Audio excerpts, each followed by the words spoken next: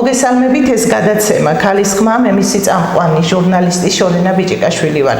დღევანდელ გადაცემაში მინდა ვისაუბროთ ყველასთვის ნაცნობ თემაზე. რატომ ვართ ქალები მუდამ დაღლილები, რატომ ვგრძნობთ თავს ამ მდგომარეობაში? ხშირად უცხოარ არის ეს ფრაზაც დაღლილმა გავიღვიძეთ, ვთქვია ბევრჯერ. როდესაც სამსახურიდან სახში ბრუნდებით, იწყება მეორე სამსახური, სადილი ბავშვები, ოჯახური საქმეები და ამ ყოველდღიურობაში, ამ რუტინაში საკუთარი თავები გვავიწყდება და ბოლოს გონია რომ ამ ყველაფერს შევძლებთ, მაგრამ სადღაც უკვე ხედავთ ეს ჯანმრთელობაზეც მოქმედებს და მეტი აღარ შეგვიძლია, ხშირად ესეც გითქვას. აი ამგვარ საკითხებზე, ამგვარ პრობლემებზე მინდა ვისაუბროთ ფსიქოლოგთან ფატი ფარნიაშვილთან. დიდი მადლობა ქალბატონო ფატი, რომ ასუხობთ ჩვენს კითხვებს. უღრმესი მადლობა მოწვევისთვის პირველ რიგში და მინდა დიდი მადლობა გადაგიხადოთ ამ მეტად საჭირო და მეტად აქტუალურ საკითხთან დაკავშირებით, რომელიც რომ არ ახალია უკვე სამწუხაროდ და დავიწყებ საუბარს იმითი, რომ პირველ რიგში აღნიშნავ, რომ ადამიანი არის ბიოფსიქოსოციალური არსება. აქედან გამომდინარე, ფაქტობრივად ამ სიტყვებში, ამის გაანალიზებიდან გამომდინარე, ჩვენ უკვე საზრისად გვაქვს და ვაანალიზებ და კარგად ვხვდებით, რომ არა ერთი კომპონენტი, არამედ უამრავი ბიოლოგიური, ფსიქოლოგიური, ანატომიური, ფსიქიატრიულიც თუნდაც და რაც მთავარია სოციალური გარემოებები არის უკვე აქტუალური. ნახეთ, ყოველთვის ჩვენ და სამწუხაროდ დღესდღეობით არის ისეთი აჩქარებული ცხოვრება და ისეთი არა ასე რომ ვთქვათ რუტინული გამომდინარე რუტინას ვგულისხმობ იმაში, რომ როდესაც სოციალური გარემოება ადამიანისთვის არის დაწყობილი, შესაბამისად მას არ ცელოდება ისეთი ქაოსური გარემოებები, არა მარტო საკუთარ პირთან, პიროვნებასთან და როგორც რომ ქალის როლის შემსრულებელთან, არამედ მას უხდება უკვე მრავალროლიანობა. ნახეთ, ჩვენ და სამწუხაროდ ჩვენს სახელმწიფოებრივ სტრატეგიულ გარემოებებმა ძალიან ბევრი არასასიამოვნო პირობითობა განაპირობა უკვე ქალის როლის გახლეჩვაში და შესაბამისად მას მრავალროლიანობა უკვე მიანიჭა. თუ კი ჩვენ როგორც რომ ჩვენ ჩამოვთვალეთ ის არსებული პირობითობა, რომ რა სინამდვილეში ქალს უძილობა რამ მოუტანა, ეს არის ერთი მიზეზი, არამედ მიზეზთაგანი, მრავალი მიზეზთაგანი. აღსანიშნავია ისიც, რომ უპირველეს ყოვლისა უძილობის ფაქტორები მინდა უფრო გასაგებად ვიმეტყველო იქიდან გამომდინარე, რომ იყოს ყველასთვის მისაღები და გასაგები და არ მინდა რომ სპეციფიკური ტერმინებით ვისაუბრო. ნეირობიოლოგიურ გარემოებებს თუ ვთქვათ გავითვალისწინებთ, ეს არის სხვადასხვა ნერვული სტრესული გარემოებები, რომელიც რომ უძილობას ხელს უწყობს. შესაბამისობა აქ არის, ანუ შედეგი ამის შემდგომი არის იმ ნეირო ბიოლოგიური ციკლის დარღვევისა, ანუ უძილობის დარღვევისა არის უხასიათობა. შესაბამისად უხასიათობა დღის რუტინაში ძალიან ბევრი რამისთვის ჩვენების განმაპირობებელია. ბუნებრივია, აქ ჩვენ თუ ვგულისხმობთ ოჯახს, სადაც ქალს ყავს ბავშვები, აქ მეტად უფრო პასუხისმგებლიანობა იწევს არა მარტო ქალის, როგორც რომ პიროვნული როლი, არამედ დედის და ცოლის როლი. ამ შემთხვევაში ჩვენ ძალიან, ასე რომ ვთქვათ, ფსიქოდინამიურ გარემოებებში უნდა ჩავიდეთ, რომ ამის დელეგირება აღარ მოხდეს. ნახეთ, ანუ უნდა შესაბამისად უნდა მოხდეს ქალის როლების და სტრუქტურული გარემოებების ციკლურად დაწყობა და ამ ყველაფრის გააზრება და გაზიარება საკუთარ პიროვნებასთან, რომ შემდგომში მასვე დაეხმაროს ეს ყველაფერი, არამც თუ პირიქით დეგრადირება განიცადოს მის ფსიქიკა. ფათი, თქვენ ისაუბრეთ ამ გამომწვევ მიზეზებზეც, რატომ არის ამ მდგომარეობაში და რა იწვევს ამას და დაანახეთ ქალებს, რომ რატომ არიან ამ მდგომარეობაში. მე მაინტერესებს თქვენი დაკვირვებით, მოდი პაციენტებს ვიხმარ, პაციენტებზე დაკვირვებით, ზოგადად ადამიანებზე დაკვირვებით, რა სიტყოდით, რატომ ვანიჭებთ ამ როლს, რატომ ავკიდებთ ამ ტვირს ქალები ჩვენ თავს? ნახეთ, ეს არ არის ავტვირთეთ და ვანიჭებთ. ეს არის ის, ასე რომ ვთქვათ, სტერეოტიპული გარემოება, რომელიც რომ ჩვენ გინდა არ გინდა, ჩვენს ანატომიურ, ბიოლოგიურ და სოციალურ მდგომარეობა გვანიჭებს ამ ყველაფერს, ანუ ჩვენი ფუნდამენტური როლი არის, ასე რომ ვთქვათ, ოღონდ ხდება ამ ყველაფრის გაზვიადება უკვე იმ გარემოებებიდან, რომელიც რომ წეღან ავღნიშნე და შესაბამისად უკვე ჩვენ ნახეთ აი იდეალური დედის და იდეალური ცოლის როლის თამაში ჩვენ სტერეოტიპულ გარემოებებს უფრო ართულებს. ნახეთ, ჯობია გავითავისოთ ყველა ჩვენთაგანმა და უფრო კლიენტებს ხმარობთ ხოლმე ჩვენ და არა პაციენტებს უფრო. ჩვენ ჩემს კლიენტებსაც ყოველთვის და არა მარტო კლიენტებს, სტუდენტებსაც არაერთხელ ამიხსნია და მიმითითებია ძალიან ლავირირებულად, რომ არ არის ეს სავალდებულო იდეალური დედის როლის თამაში და არ არის სავალდებული იდეალური ცოლის როლის თამაში. ამ შემთხვევაში ნახეთ უკვე მოდის ამ როლში კონტროლის ვითარება. ქალი უკვე მაკონტროლებელი, ეს არის უკვე მომიტევეთ და უკვე იმ სოციალური პირის დეგრადირება უფრო, ვიდრე სოციალური პიროვნების აღმავალი გზა. საინტერესო რაღაცა. რადგან კონტროლი აღარ ექვემდებარება არანაირ ლავირირებულ ქმედებებს. კონტროლი არის კონტროლი. კონტროლი არის ბავშვებთანაც, კონტროლი არის მეუღლის წინაშეც, კონტროლი არის იმ საქმეებთან დამოკიდებულება და იმ საქმეებისა, რაზეც მან პასუხისმგებლობა აიღო. კონტროლი არის უკვე უძილობა, კონტროლი არის უკვე მომტანი შფოთვითი აშლილობებისა, რომელიც რომ ყოველთვის მაკონტროლილებელს არ აქვს ის შედეგი, როგორიც მას უნდა და შესაბამისად შფოთვითი აშლილობიდან გამომდინარე, ჩვენი ტვინი რას აკეთებს? ჩვენი ტვინი ყოველთვის ღამე იღვიძებს, ნახეთ? ეს არის ის ნეირობიოლოგიური ქმედება, რომელიც რომ ტვინს ახასიათებს. ძალიან დაღლილს, როგორც ამდა დაღლილ გონებას არ ეძინება, ხშირად ყოფილვართ ამ მდგომარეობაში და ნამდვილად რატომ არ გვეძინება მიუხედავად იმისა, რომ ძალიან დაღლილები ვართ. როდესაც ჩვენ ვიღლებით დღის განმავლობაში, ეს არის აქტიურობა, ეს არის ფიზიკური და ეს არის გონებრივი აქტიურობა, შესაბამისად, როდესაც ადამიანი ხდება ობიექტივაციის ერთ-ერთი წყარო, განსაზღვრული ქცევებიდან გამომდინარე, რომ მას ფიქრიც ქცევა, ჩემო ძვირფასებო, იქიდან გამომდინარე, რომ ჩვენ ვფიქრობთ, მე ვიქცევით, მე შესაბამისად ვიღებთ რაღაცა შედეგს.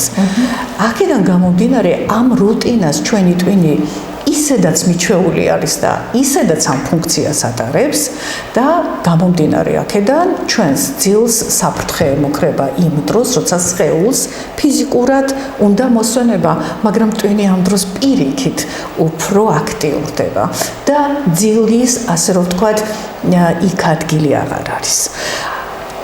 ამ დროს თვითონ ჰიპოთალამუსშიც და გარკვეულ ტვინის იმ უჯრედებშიც იმხელა ზეწოლა ხდება და იმდენად დათრგუნვა ხდება მელატონინისა, რომ აი ეს რეცეპტორები, რომელიც რომ პასუხისმგებელი არის აზროვნებაზე და მეხსიერებაზე და ამ ყველაფერს კიდევ ის ჩვენი ჩვევა კონტროლისა, რომელიც არის უკვე ჩადებული და უკვე გენერალიზებული ფუნდამენტური ადგილი უკავია, ეს არის მეფე ფაქტიურად. ის არის ამ ყველაფრის მოქმედების საწყისიც და პირიქით ამ კონტროლის კიდევ მაკონტროლებელი.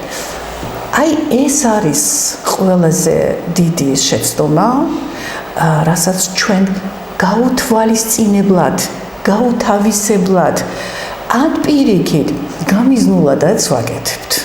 ჩვენ და სამწუხაროდ. როდის ხვდება ქალი, რომ მას ფიზიკურად მეტი აღარ შეუძლია? როდის ხვდება, რომ ფიზიკურად და როდის ხვდება, რომ მის ტვინს მეტი აღარ შეუძლია? აი რა ნიშნები არის, ან თუნდაც თვითონ რომ ეს, თქვათ, მის ჯანმრთელობას ექმნება პრობლემები. აი, როდის უნდა მოხდეს, რა სიგნალებია, ასე რომ ვთქვათ? მადლობა, აი ეს სიღრმისეული საკითხი არის და ეს არის იმდენად გასათვალისწინებელი რამე, რომ მე კონკრეტულად ერთ რამეს გავუსვავ ხაზს და გავუსვავ ხაზს ჭარბწონიანობას. ჩვენ მოგვეხსენება ჩემი როგორც ფსიქოლოგის დამოკიდებულება და როგორც მომავალი, ასე რომ ვთქვათ, სამედიცინო განხრით მიმდევარს, ამ შემთხვევაში ჩემი მოწიწებული აზრიც, მითითებაც, რჩევაც, თხოვნა იქნება, რომ ჩვენ ვიცით, რომ ჩვენ ვართ ფაქტიურად ჩვენი ორგანიზმი ბალანსირდება ჰორმონებისგან. თუ არა ჩვენი ჰორმონები, რომელიც ძალიან ბევრი არის ჩვენ ორგანიზმში, გამოიტყორცნება, არ ჩამოვთვლი ეს კუჩქვეზე ჯირკვალი არის თუ ეს თითქმელზე ჯირკვალი არის თუ ეს არის ღვიძლი თუ რა მნიშვნელობა აქვს ტვინის ყველა უჯრედიდან, იცით რა არის? ამისი დისბალანსი იწვევს ძალიან ბევრ ცუდ რამეს. თქვი და გავიმეორებ, ერთ-ერთს აღნიშნავ ჭარბწონიანობას. კორტიზოლი, რომელიც რომ ღამის პირველიდან 3 საათამდე, 3-დან 5-მდე გამოიტყორცნება თირკმელზე და ჯირკვალიდან და რომელიც პასუხისმგებელი არის სწორედ რომ პერიფერიებში გადატყორცნოს ენერგია, რომელიც ადრენალინს გამოიმუშავებს შემდგომში, ღამეს სწორედ რომ აი ეს გადატყორცნილი მავნე ენერგია ილექება ცნობიერში, არაცნობიერში ჩემო ძვირფასებო და შემდგომ უკვე ნაყროვანების სტაბილურობას ვეღარ ვგრძნობთ. ქალი მით უმეტეს, როცა არის დაღლილი და არის უკვე მეტი კორტიზოლის მატარებელი, გამოტყორცნილი კორტიზოლის, ამ შემთხვევაში არა შიმშილის, არამედ მადის არარეგულირება ხდება. ვერ კმაყოფილდება ორგანიზმი. იმიტომ რომ ამ კუთხით მას საერთოდ გადაფარული აქვს აი ეს პრინციპულად საჭირო გარემოება ქალისთვის, რომ აკონტროლოს არა შიმშილი, არამედ მადა. ეს არის ყველაზე მავნე, რომელიც რომ ერთ-ერთი ძალიან ხშირია, როდესაც მომართავენ და როდესაც ამ კუთხით უკვე რომ გავაანალიზებთ, მივდივართ სწორედ იმასთან, რომ მოძილობამ ძალიან მავნებლური ჩვევის ჩამოყალიბება შეიძლება მოქცეს. კონკრეტულად ეს არის იკვებო ისე, რომ ნაყროვანება ვერ იგრძნო. საინტერესო რაღაც არის ნამდვილად და ამ შემთხვევაში ამ მიმართულებით რას ურჩევდით? პირველი ნაბიჯები რა უნდა იყოს, რომ გადადგან, თუნდაც ამ მიმართულებით დარეგულირდეს მათი ყოველდღიურობა თუნდაც. კი ბატონო, პირველ რიგში ყველა ქალს, ყველა მომავალ ქალს, ყველა გოგოს, აბსოლუტურად ყველას და არა მარტო რა თქმა უნდა ქალს. პირველ რიგში ყველას მოუწოდებ რას? საკუთარი საზღვრების დაცვას, საკუთარი საზღვრების ცოდნას, პატივისცემას და გააზრებას იმისა, რომ სხეული არ არის მხოლოდ და მხოლოდ ფიზიკური რა. ეს არის ჩვენი ტაძარი, რომელსაც მოვლა, რომელსაც სისუფთავე, ჰიგიენა არ მხოლოდ ჰიგიენა არ გამიგოთ ის რომ სუფთად ჩაცმა და დაბალმა. არა, ჰიგიენა არის სულიერი ჰიგიენა, რომელიც პირველი წყარო არის ჩვენი ორგანიზმისთვის და ჩვენი ბიოლოგიური, ანატომიური გარემოებების მაკონტროლირებელი.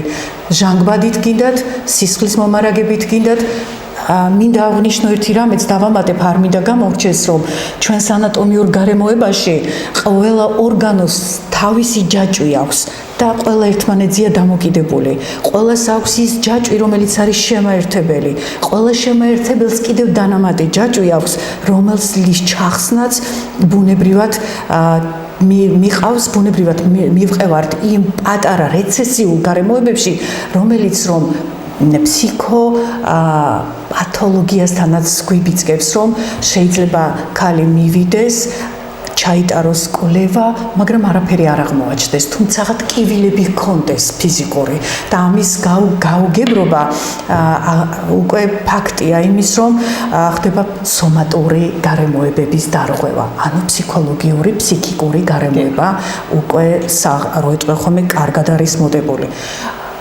აი ეს ყველაფერი რომ არ მოხდეს და ეს ამ ყველაფერმა თავის სიღრმეებში, როგორც ფიზიკურად, ასევე სულიერად, ასევე ფსიქოლოგიურად ჩვენ მამნებლობა არ მოგვაყენოს, პირველ რიგში ჩვენი საზღვრების დაცვა, აუცილებელია პატივისცემა, ჰიგიენა, აუცილებელი არის რომ პრიორიტეტი გავხადოთ საკუთარი თავი, არა ისე ჩემო ძვირფასებო, რომ ჩვენ, აი მე ვარ და ჩემი ამალავ, არა, ნახეთ, პატივი ეცით საკუთარ ჯერ ფიქრებსაც, გადაწყვეტილებებსაც, პრიორიტეტი გახადეთ ის, რომ თქვენთვის რა არის ჯერ კარგი და მერე მავნებელი, თეთრი და შავის გარჩევა აუცილებელია, იცით? სულ არაფერი. ჩვენ ისეთი გენომის მატარებლები ვართ, რომ აუარებელი მეგობრები და ნათესავები და გარემო გვყავს, ხო? კი ბატონო, მე თვითონ ძალიან დიდი ოჯახიდან ვარ და მე თვითონ ძალიან მიყვარს ჩემი ოჯახის წევრები და ნათესავები. მაგრამ ნახეთ, პრიორიტეტი უნდა იყოს ამ შემთხვევაში ის, რომ შენს გარემოებასაც ფილტრაცია უნდა გაუკეთო, რომ შენთვის მავნე არავინ არ გახდეს, ან ინფორმაციულად, ან კიდე გარემოებებიდან გამომდინარე, რომ რაღაცის ცვლილება მამებლურად გადაწყვეტოს. და მეორე, ოჯახში ამის სიგნალი ყოველთვის არის ხოლმე პირველი, რაც აღნიშნე, ჰორმონების დარღვევა. შესაბამისად ჰორმონების დარღვევის შესაბამისად მოდის უკვე ის სიგნალები, რომელიც ჩვენს ორგანიზმს დახმარება და სხეული ყოველთვის ყვირის, ყოველთვის ტვინმა შეიძლება მოგვატყუოს, ჩემო ძვირფასო, მაგრამ სხეული არასდროს არ გვატყუებს. ის ყოველთვის სიგნალს გვაძლევს და უნდა ვიცოდეთ მოსმენა. აუცილებლად ორგანიზმის ჩვენი სხეულის მოსმენა უნდა ვიცოდეთ. შემდგომში ამ მოსმენით ჩვენ მივალთ იმ წერტილამდე, რომელიც ჩვენ თურმე ბოლოს კი არა საწყისად უნდა დაგვე პრიორიტეტი ბინა ჩვენს შემდგომ ცხოვრებისთვის და მომავლისთვის, რომ ჩვენ ვჭირდებით საკუთარ თავს, ვჭირდებით შვილებს, ვჭირდებით მეუღლეს და დანარჩენ სხვასაც. ისეთი, როგორიც ჩვენვე მოგვეწონება ჩვენი თავი, ჯამრთველი, ფიზიკურად, სულიერად და რა თქმა უნდა, ფსიქოლოგიურად. მაინტერესებს პირად ცხოვრებაზე რა გავლენას ახდენს, როდესაც ქალი გადაღლილია. აი ამ ყველაფრისგან, რაზეც გადაცემის განმავლობაში ვსაუბრობდით, მის სექსუალურ ცხოვრებაზეც რა გავლენა შეიძლება მოახდინოს? ძალიან დიდ გავლენას ახდენს და არაერთი მომართვიანება გვქონდა ამ კუთხით. ჩვენ აუცილებლად ქალებმა და მომავალ ქალბატონებმაც უნდა ვიცოდეთ ეს ნიშნულოვანი დამოკიდებულება, სწორედ ეს საზღვრებს შევეხედა, ესეც ერთგვარი მანიშნებელი არის, რომ მარტო საკუთარ საერთოდ ესეთი დადგენილება არსებობს, როდესაც შენ პატივს ცემ შენ საზღვრებს, ცემ უკვე სხვის საზღვრებსაც პატივს და მეორე ნახევარი ამ შემთხვევაში ამ შენს პრიორიტეტებს ყოველთვის გაითვალისწინებს. მაგრამ როდესაც ეს ყველაფერი არა გვაქვს და დაღლილ, დაქანცული მე მინდა ვთქვა ეს მოვიყვანო ეს სიტყვა, იმიტომ რომ ნამდვილად ბევრჯერ აღუნიშნიათ ქალბატონებს, რომ აი დაღლილ, დაქანცული მივსულ ვარ და აღარაფრის თავი არ მქონია. შემდგომ მოდის უკვე პრეტენზია და ობიექტური პრეტენზია სხვათა შორის, რომელიც რომ არა ერთხელ, არამედ მრავალჯერ განმეორებადია. ვესაუბროთ, გავაანალიზოთ ერთმანეთში, გადავინაწილოთ ის როლები, რომელიც ჩვენ ზედმეტადაც გვაქვს აღებული, ჩემო ძვირფასებო, და ამ გადანაწილებული როლების შემდეგ ყველაფერი ფაქტიურად ნელ-ნელა ლაგდება. ჰორმონალურ დეგრადაციას, როდესაც ქალი ბიოლოგიურად მოთხოვნილების და გამომდინარე არ იღებს იმ ბიოლოგიურ და ფიზიოლოგიურ გარემოებებს, ეს ძალიან ცუდ შედეგებამდე მიგვიყვანს. ეს რომ არ მოხდეს და ამის კორექციისთვის უპირველეს ყოვლისა საკუთარ პრიორიტეტებში გავაანალიზოთ და აბსოლუტურად გავერკვეთ, რა უფრო არის ჩვენთვის პრიორიტეტი, რომ ვიყოთ არა იდეალური, არამედ მისაღები დედა, მისაღები მეუღლე და მისაღები ქალი, რომლის გულისთვისაც მეორე ნახევარი ბევრ რამეს გააკეთებს. ამაში ფუნდამენტი ბიოლოგიური და ფიზიოლოგიური არის, ჩემო ძვირფასებო, და საკმაოდ ღრმა ფუნდამენტი. ეს არის მოთხოვნილება. ძალიან საინტერესო საუბარი შედგა, ვფიქრობ, საინტერესო თემები ამოუწურავია და მინდა თქვენგან რას ურჩევდით ქალებს, საიდან დაიწყო, წეგან მახსენე რა ჯანმრთელობის კუთხით, რა პირველი ნაბიჯები გადაიდგას, როდესაც პირველი სიგნალები იქნება, რა არის ეს სიგნალები, როგორ დაიწყო აი ამ პროცესების მოწესრიგება, მოდი ასე ვიტყოდი. ხო, არსებობს იცით სხვადასხვა მეთოდიკა არსებობს, ვთქვათ, შექმნა დღიური, მე ვთქვი ახლა, რომ გავახაჟღერე ურთიერთობა და ერთმანეთში საუბარი. ნახეთ, ის საუბარი საუბრად არ უნდა დარჩეს პირველ რიგში. წყვილს შორის საუბარი არის ძალიან ბევრი რამის მოსაწესრიგებელი, მომწესრიგებელი და გადამწყვეტიც, რა თქმა უნდა, იმიტომ რომ საუბარი არ დარჩება საუბრად, როდესაც პასუხისმგებლობას აიღებენ ერთობლივად იმაზე, თუ როგორ წყვილს მათ შორის აღმოცენებულ რაღაცა პრობლემის მოგვარებას დაიწყებენ, ანუ პრიორიტეტით აქცევენ. აწარმოოს ქალბატონმა თუნდაც დღიური საკუთარი, თუ დაუშვათ იმის რესურსი არ აქვს, რომ ფსიქოლოგთან მივიდეს და გასაუბრების შემდეგ რამდენიმე თერაპია გაიაროს წყვილმა ერთად, ან თუნდაც რჩევის გულისთვის შესაბამისად შესაძლებელია, რომ ფსიქოლოგთან მივიდეს და გაიაროს რამდენიმე სესია, ეს არ იქნება ცუდი ნამდვილად, რადგან მხოლოდ და მხოლოდ თქვენის ნებართვით აღნიშნავ ერთ რამეს კიდევ, რომ მქონია ძალიან ბევრჯერ შემთხვევა, რომ გაჟღერებულა ესეთი რამე იცით, რომ წავიკითხე, მაგრამ მივხვდი, მაგრამ ვერ ვაკეთებ. გეთანხმებით, აუარებელი რესურსი არსებობს ინტერნეტშიც და აუარებელი მეთოდიკებიც არსებობს. მაგრამ ნახეთ, ისევე როგორც რომ ადამიანი არის ინდივიდი და ინდივიდუალური, მათზე ინდივიდუალურისთვის არის აუცილებლად მოსარგები ესა თუ ის ტექნიკა. ყველას ასე რომ ვთქვათ, ერთი რეცეპტით ვერ უშველით, ნახეთ, და გამოსავალსაც ვერანაირად ვერ ვიპოვით.